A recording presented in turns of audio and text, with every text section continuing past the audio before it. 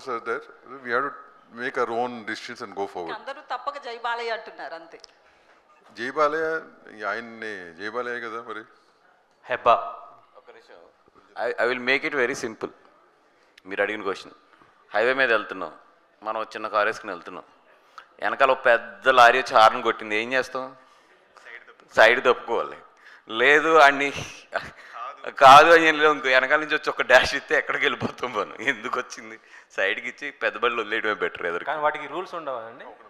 వాటికి ఏం రూల్స్ ఉండవా అంటే వెనకాల పెద్దది వస్తుంది అది ఒకటమ్మా. ఒకటేంటంటే ఇట్స్ బిజినెస్ రైట్.